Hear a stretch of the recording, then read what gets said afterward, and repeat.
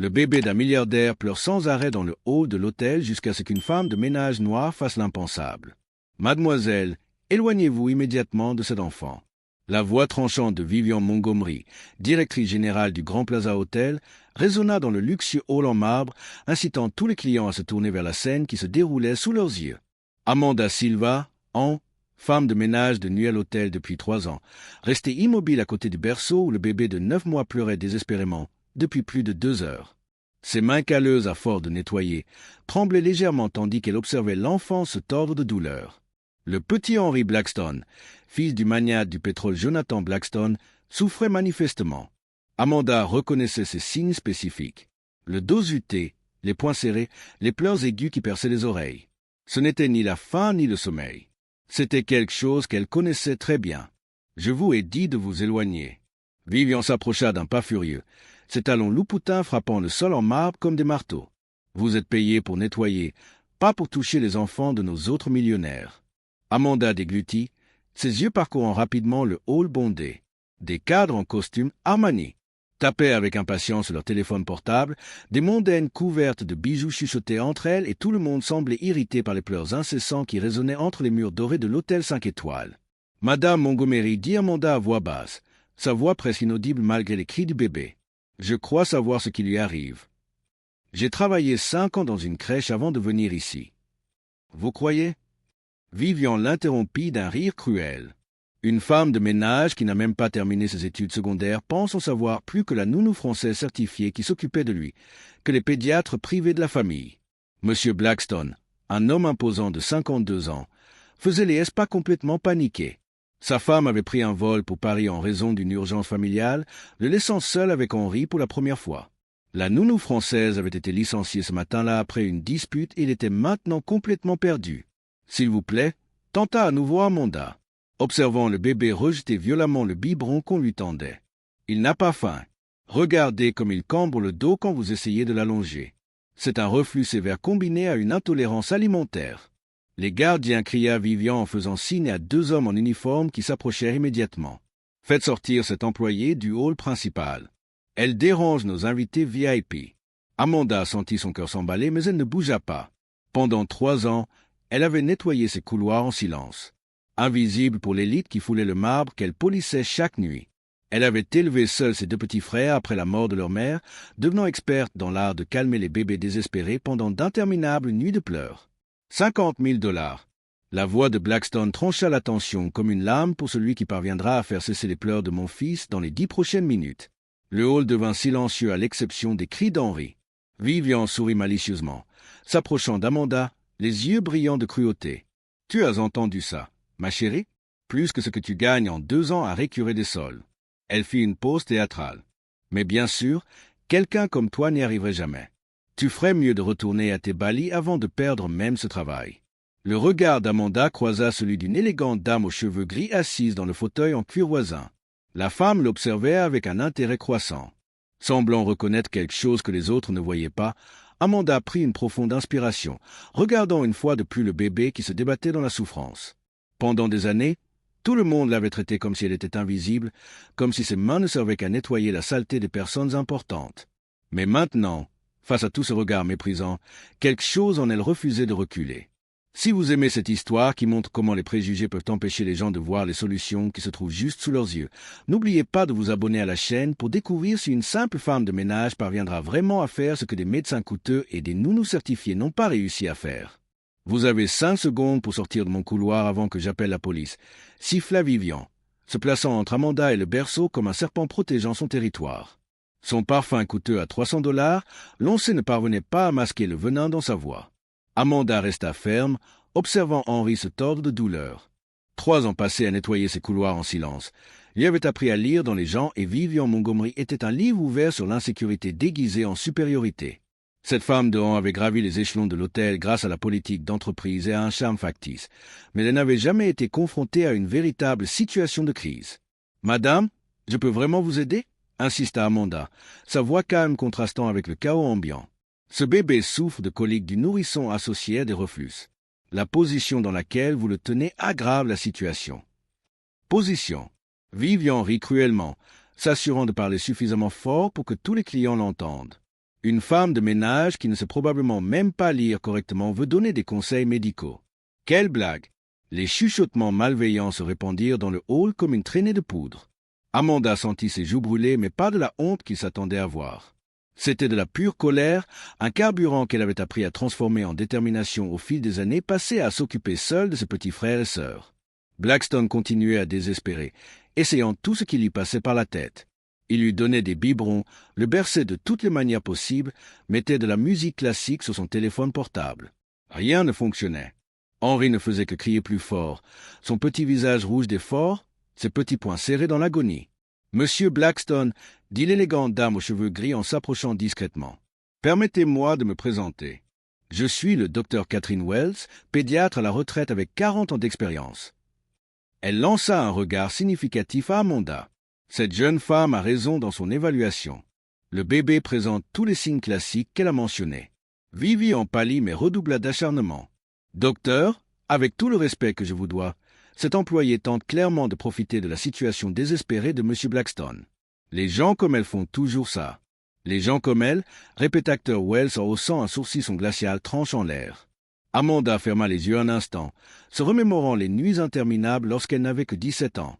Sa mère était morte dans un accident de voiture, la laissant responsable de ses frères âgés de 3 et 5 ans. Marcus présentait exactement les mêmes symptômes qu'Henry. Il pleurait pendant des heures, refusait de manger, se cambrait de douleur. Elle n'avait pas les moyens de payer des pédiatres coûteux ou des nounous françaises diplômées. Elle n'avait qu'une adolescente déterminée, des nuits blanches à la bibliothèque publique, à faire des recherches sur de vieux ordinateurs et une force intérieure qui refusait de laisser ses frères souffrir. Elle était devenue experte par nécessité, pas par privilège. « Monsieur Blackstone » dit Amanda en ignorant complètement Vivian, « votre fils doit être tenu en position verticale, la tête légèrement surélevée. Le reflux fait remonter l'acide gastrique, ce qui provoque une douleur intense. Le biberon que vous lui donnez contient probablement une formule à base de la vache qui irrite encore plus son système digestif sensible. » Blackstone s'immobilisa, fixant Amanda avec une attention renouvelée. Pour la première fois depuis des heures, quelqu'un parlait avec une réelle connaissance du sujet sans se contenter de platitudes creuses. « C'est ridicule !» s'écria Vivian, perdant complètement son sang-froid professionnel. « Les gardes, emmenez cette femme immédiatement. »« Attendez !» dit Blackstone en levant la main. Sa voix empreinte de l'autorité de quelqu'un habitué à prendre des décisions qui engagent des millions de dollars. « Laissez-la parler. » Les agents de sécurité hésitèrent, pris entre deux ordres contradictoires. Tout le hall les observait désormais. Certains clients filmant discrètement la scène avec leur téléphone portable. La tension était palpable.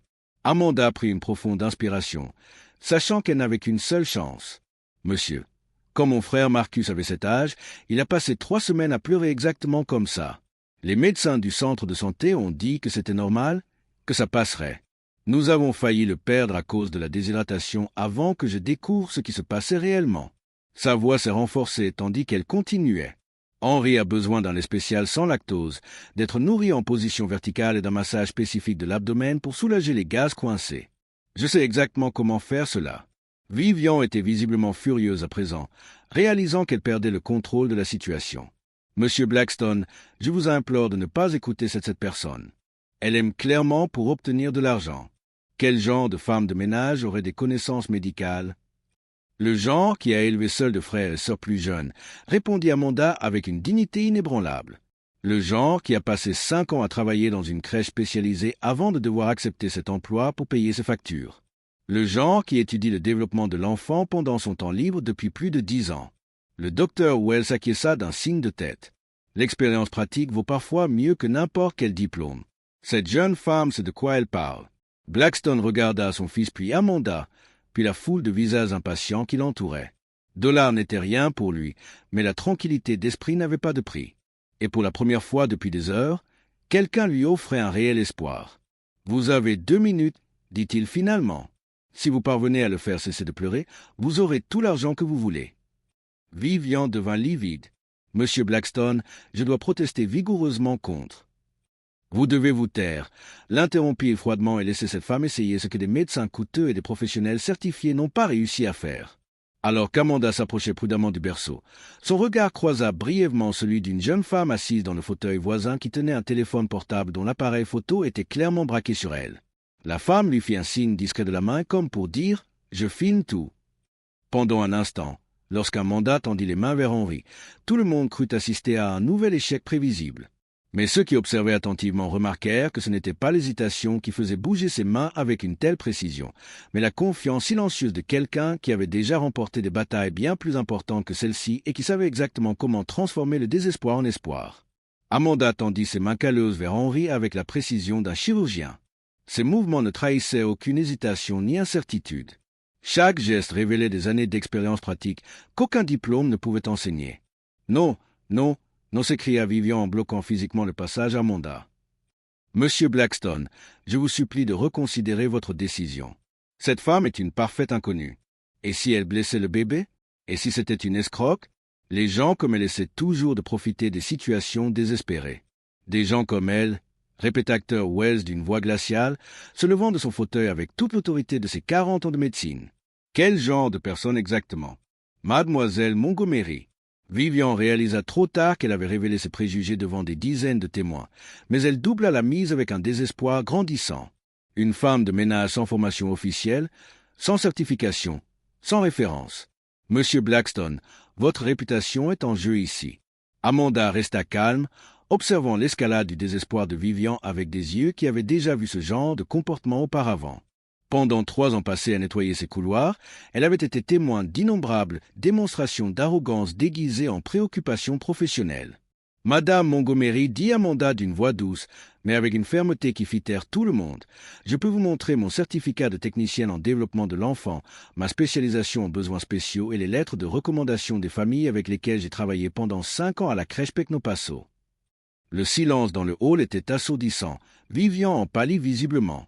Amanda continua en sortant un portefeuille usé de la poche de son uniforme. « Je peux également vous montrer ma carte professionnelle du Conseil régional de l'éducation infantile valable encore 2 ans. J'accepte ce travail de femme de ménage parce qu'il me permet de payer mes factures pendant que j'étudie la pédagogie le soir, pas parce que c'est tout ce que je sais faire. » Blackstone prit les documents de main tremblante, ses yeux parcourant rapidement les références impeccables, les lettres de recommandation enthousiastes, les cours de spécialisation. Pourquoi? Pourquoi travaillez-vous comme femme de ménage avec de telles qualifications? Parce que les crèches ne paient pas assez pour subvenir aux besoins de mes 2 jeunes frères et payer mes études, répondit Amanda avec une dignité inébranlable. Et parce que des personnes comme Madame Montgomery ne m'ont jamais donné la chance de montrer ce que c'est vraiment faire. La jeune cliente avec son téléphone portable s'était stratégiquement positionnée pour tout filmer. Sa caméra se concentrant particulièrement sur les expressions de choc et d'embarras qui se répandaient dans le hall. Elle s'appelait Jessica Chen, journaliste d'investigation spécialisée dans les injustices sociales, et elle a immédiatement compris qu'elle était en train de documenter quelque chose d'extraordinaire. Le docteur Wells a examiné les certificats par-dessus l'épaule de Blackstone, approuvant de plus en plus des références. Impeccable! Cette jeune femme a plus de qualifications spécifiques que la plupart des pédiatres pour s'occuper du développement de l'enfant. Vivian était visiblement en train de paniquer. Les documents peuvent être falsifiés. Monsieur Blackstone, je travaille dans cet hôtel depuis 15 ans. Ma réputation professionnelle est en jeu ici. Votre réputation est déjà détruite, murmura un client à proximité et d'autres commencèrent à chuchoter entre eux au sujet du comportement inacceptable de la directrice. Amanda s'approcha enfin d'Henri qui continuait à pleurer désespérément. Ses mains trouvèrent le bébé avec la douceur de quelqu'un qui avait apaisé des centaines d'enfants en détresse. Immédiatement, elle le positionna verticalement contre son épaule. Créons l'angle parfait pour soulager le reflux. « Chut !»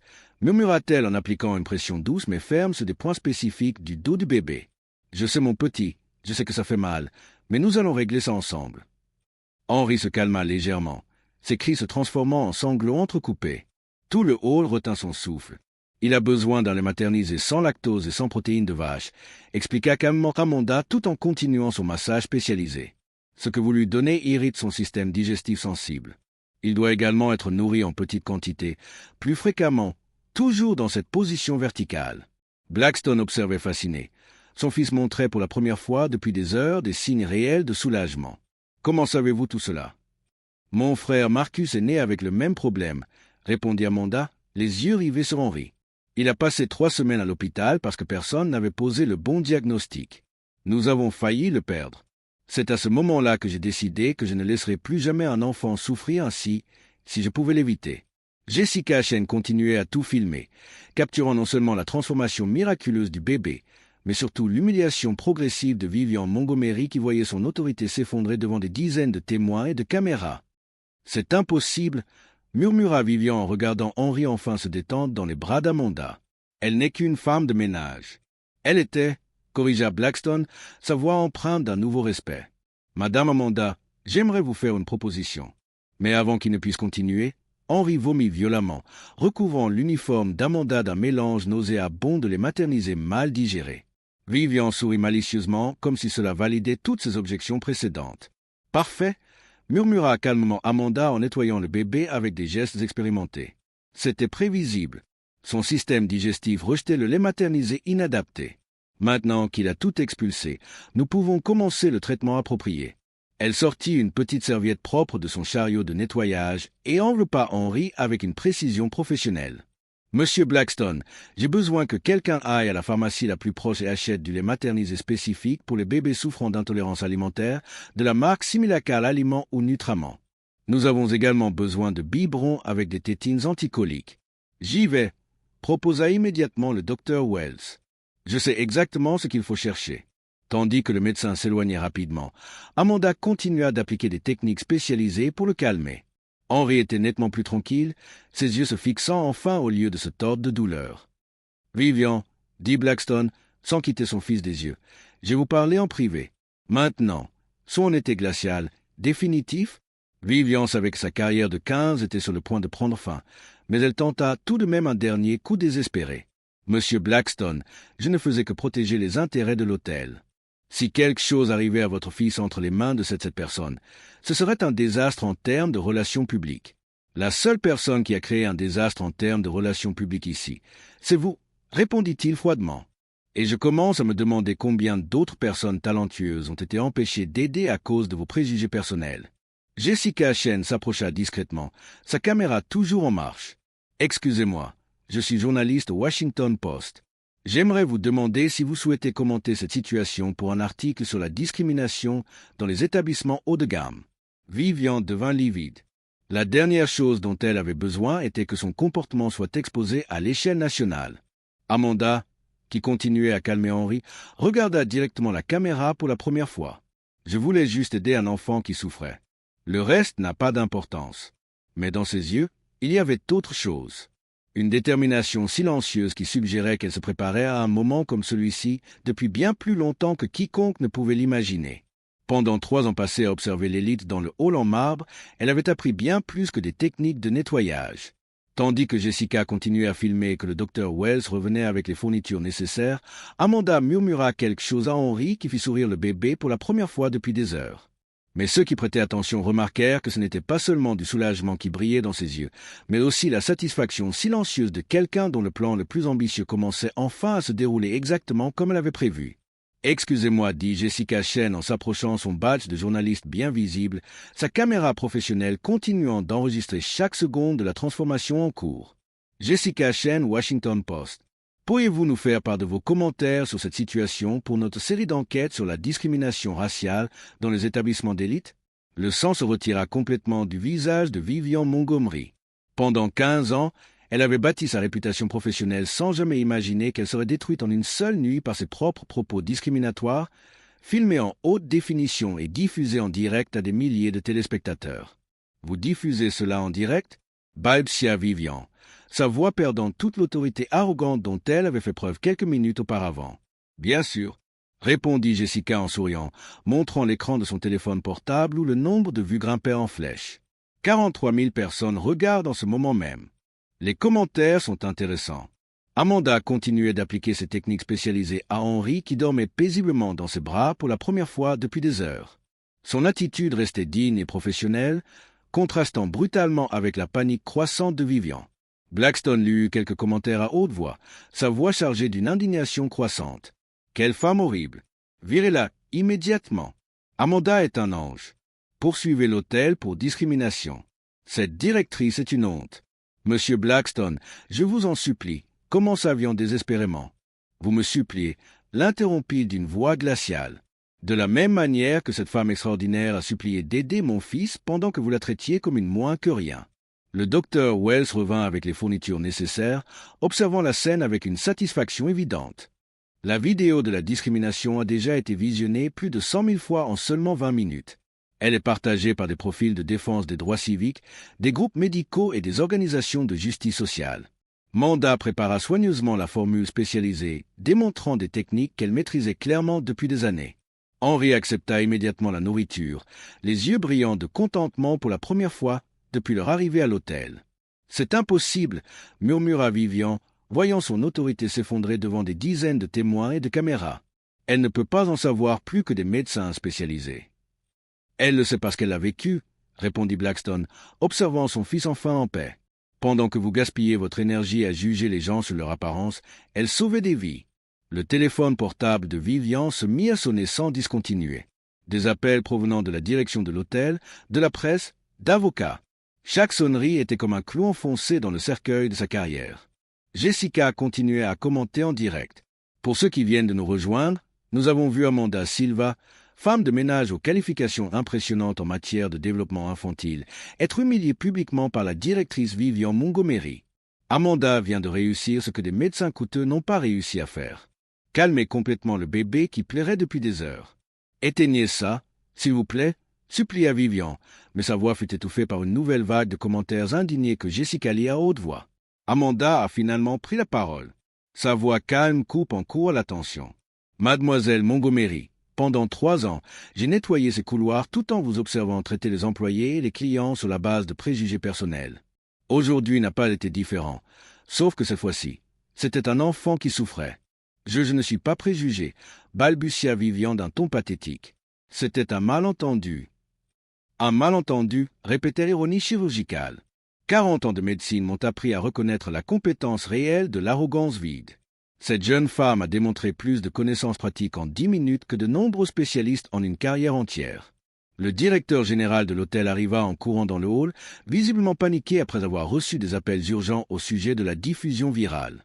Charles Davison, un homme d'une 50aine d'années qui avait bâti sa carrière en évitant les scandales publics, regardait avec horreur le nombre de vues continuer à grimper. « Monsieur Blackstone, je peux vous expliquer comment ça t'est-il.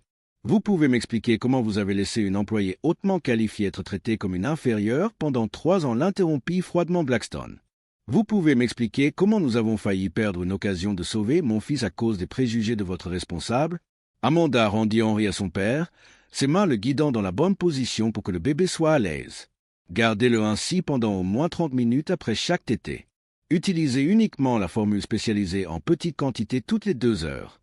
Amanda, dit Blackstone d'une voix chargée d'émotion, je ne sais pas comment vous remercier pour ce que vous avez fait ce soir, mais je peux vous offrir quelque chose de mieux que ma gratitude. Il sortit sa carte de visite et écrivit quelque chose au dos. Directrice du développement de l'enfant à la Fondation Blackstone. Salaire de départ, 200 000 $ par an, plus avantages sociaux complets et budget de recherche illimité. Le hall fut plongé dans un silence absolu. Amanda regarda la carte, puis Henry qui dormait paisiblement dans les bras de son père. « Monsieur Blackstone, j'accepte, » dit-elle avec une dignité inébranlable. « Mais j'ai une condition, tout ce que vous voulez. Je veux mettre en place un programme de formation sur les préjugés inconscients pour tous les employés du secteur hôtelier de cette ville. Personne ne devrait plus être jugé sur son apparence physique lorsqu'il a de réelles compétences à offrir. » Jessica Chen a tout capturé. Commentant en direct, Amanda Silva vient de transformer 3 années d'humiliation en un poste de direction et une mission de justice sociale. Voilà, mes amis, comment transformer la discrimination en révolution. Vivian a tenté de se cacher derrière une colonne de marbre, mais les caméras des téléphones portables des autres clients l'ont suivi. Son profil LinkedIn affichait déjà des centaines de commentaires négatifs. Sa réputation professionnelle de 15 ans avait été détruite en moins d'1 heure. Mademoiselle Montgomery, a déclaré le directeur Davison d'une voix officielle, vous êtes envoyé. Avec effet immédiat, la sécurité vous escortera pour récupérer vos affaires. Amanda regarda Vivian être emmenée par les agents de sécurité. Mais il n'y avait aucune malice dans son regard, seulement la satisfaction silencieuse de celle qui savait que la justice, lorsqu'elle est servie avec dignité, est toujours plus puissante que la vengeance. Amanda, dit le docteur Wells en s'approchant, les larmes aux yeux, vous m'avez rappelé pourquoi je suis tombée amoureuse de la médecine il y a 40 ans. Puis-je être votre première volontaire dans le programme de formation? Le nombre de vues de la diffusion en direct a dépassé les 500 000. Des hashtags tels que hashtag justice pour Amanda et hashtag préjugés au Grand Plaza ont commencé à faire le buzz à l'échelle nationale.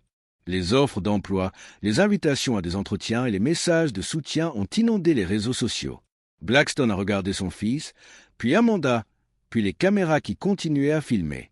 Cette femme n'a pas seulement sauvé mon fils ce soir. Elle nous a appris que la véritable valeur d'une personne ne réside pas dans sa position sociale, mais dans sa compassion et ses compétences.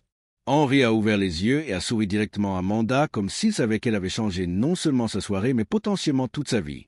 La scène a été filmée en haute définition et elle était partagée des millions de fois dans les heures qui suivaient. Alors qu'Amanda traversait le hall de marbre pour la dernière fois en tant que femme de ménage, chacun de ses pas résonnait avec la dignité de celle qui avait transformé l'injustice en opportunité, les préjugés en progrès et l'humiliation en histoire. Mais la véritable ampleur de sa victoire ne serait révélée que lorsque le monde découvrirait l'impact durable qu'une seule nuit de courage pouvait avoir sur des millions de vies qui n'avaient pas encore été touchées par sa nouvelle mission. 6 mois plus tard, Amanda Silva a coupé le ruban inaugural du Centre de développement de l'enfant Amanda Silva, un établissement de 5 millions de dollars entièrement financé par la Fondation Blackstone. Son programme de formation contre les préjugés avait été mis en œuvre dans plus de 200 hôtels et entreprises à travers le pays.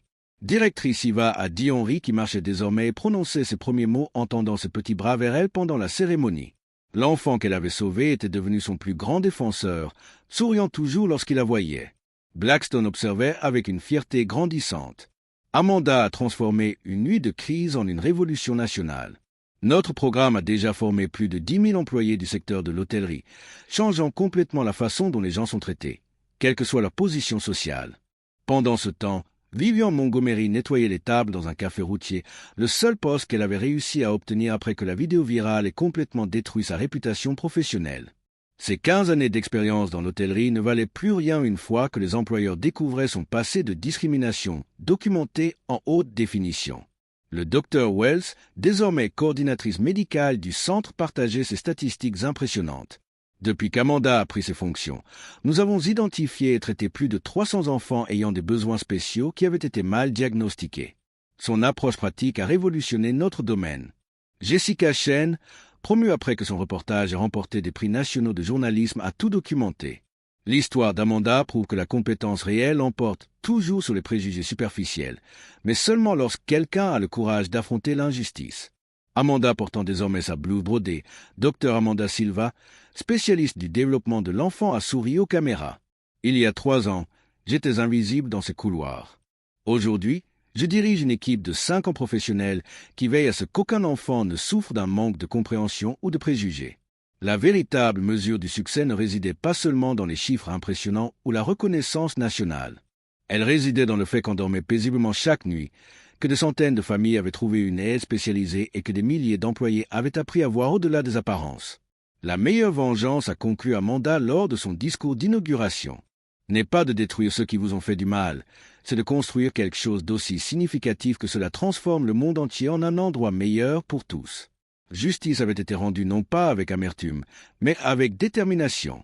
Amanda a prouvé que lorsque l'on combine de réelles connaissances et un courage inébranlable, on peut transformer une seule nuit d'humiliation en une vie entière d'impact positif. Si cette histoire de transformation par la dignité et la compétence vous a touché, abonnez-vous à la chaîne pour découvrir d'autres histoires qui prouvent que la véritable force vient de ceux qui osent être authentiques dans un monde qui insiste sur les jugements superficiels.